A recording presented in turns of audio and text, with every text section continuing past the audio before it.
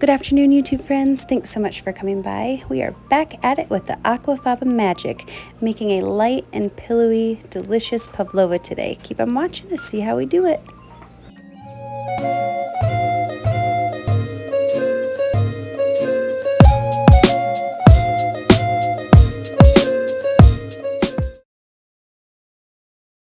Okay guys, to get started with our pavlova, we're just going to make a simple aquafaba meringue.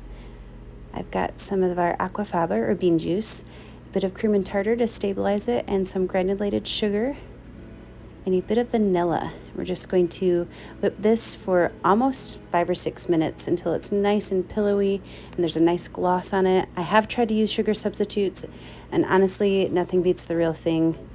It makes everything come together really nicely, and it helps it not deflate in the oven. So now we've just got a bit of our meringue here. I'm sticking it to our parchment in 4 little spots so things don't shift around. I will absolutely link some more in-depth meringue videos in case you haven't made it before, and will of course write down below exactly what I used of everything. But we're essentially making 3 cake-like shapes of our meringue. So we have 3 tiers to our pavlova. And I'm just going to really roughly shape them with my spatula. You can get really technical and make pencil or pen marks on your parchment paper, but I kind of like having the, slight unevenness to everything. It looks so rustic and beautiful when it's finished. So I'm just roughly making 2 circles here. And then on a second sheet pan, I'm going to do our 3rd meringue circle. I'm also going to go in with my spatula and make just a little bit of a divot. You want it almost to be just slightly like a bowl shape, because that's where you're going to add your filling and your fruit. So just a little bit of an indentation in the middle there is great. The thing I really love about pavlova is you can take it in any direction. I've got a ton of cherries that my Aunt Beth picked and gave me from her yard. So we've got fresh garden cherries going into this pavlova. Use whatever's in season though, whatever you've got on hand. This is a great recipe to use what you've got. This recipe is so simple, but it really takes any fruit or filling you're planning on using and elevates it to that next level. So this is perfect little summer light treat. And once we've shaped I'm using a little bit too much of that meringue there, but it's doing the trick. Once we've shaped our 3rd tier of our pavlova, we're just going to stick it in the oven at 250 degrees Fahrenheit for an hour and 15 minutes. And then I am going to turn off the oven and leave it in there for as long as possible, at least an hour, so everything has a chance to really dry out. And while our meringues are cooking, we're going to wash off these beautiful cherries. And I'm going to take out the pits with one hand, because hashtag filming with the other hand. I'm going to plop them in this bowl. We're going to do about a 1.5 cups of cherries. And then I squeeze the juice of half a lemon into these guys just to brighten them up a little bit. And I'm going to sprinkle on about a teaspoon of that Swerve sweetener that I keep telling you I'm obsessed with. Since we used regular sugar in the pavlova, I thought I'd just do a little bit less for everything else. So I'm just going to sprinkle a bit of that just to sweeten it up a little bit. These are a little on the tart side, which is really what I love about them. And we're just going to let these sit at room temperature, kind of let everything soak in and meld together while we're waiting for our meringues to be done. I also made a super quick vegan pudding. I'll link below that recipe below as well. How many times can I say below? And that's going to be kind of our dipping sauce. As you can see, it's been about an hour after they've baked, and they are nice and airy and ready to go. So I'm just going to, whoops, poked a little hole there. As you can see, they're quite delicate. So I'm going to really carefully peel away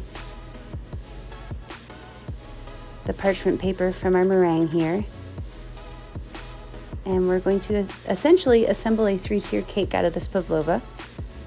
Little side note here, the moment you put anything wet on these guys, they're going to start to dissolve a little bit, which is really awesome because it gives it a nice chewy flavor. But if you are planning on serving this to guests, I would wait to assemble until like the moment before you're going to serve it.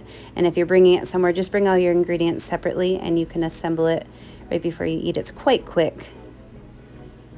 but you don't want it to be too mushy. You want that crunchy meringue texture. As you can see, I broke a little bit of it, but we're just gonna place it on in there. So I'm just layering our cherries with clean hands and our pavlova. And then I'm going to top it with a little bit of shaved dark chocolate.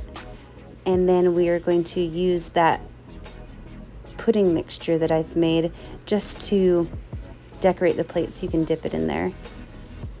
And the pudding I did make with swerve as well, so there isn't too much sugar in this recipe. And that's all she wrote, guys. This is like the most simple dessert. It does take a little bit of time because of the cooking process, but you could make these in advance, keep them in an airtight container on your counter until you're ready to serve it, and you'd be good to go.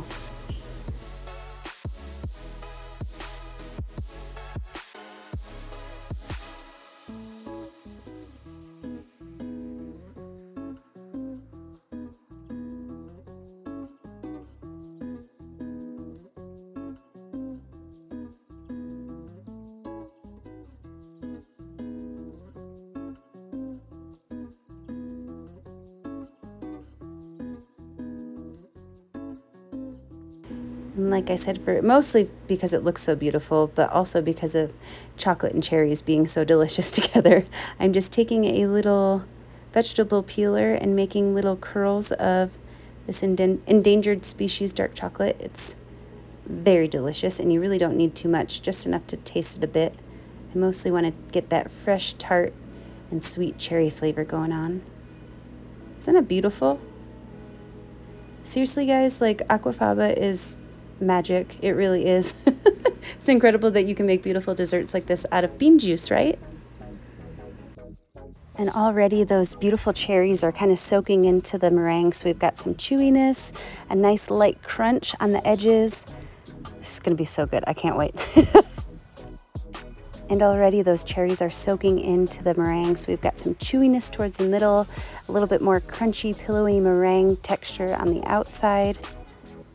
We're going to drizzle a little bit of our vanilla pudding mixture around the edges to dip them in. This is like the most perfect, simple Sunday night summer dessert. And there you have it. We've got a vanilla pavlova with fresh cherries and dark chocolate and a bit of vanilla pudding. So simple, so delicious. Thank you so much for watching, guys. I hope that you love this as much as I do. I hope you're staying safe and healthy, and I will chat with you all soon. Cheers.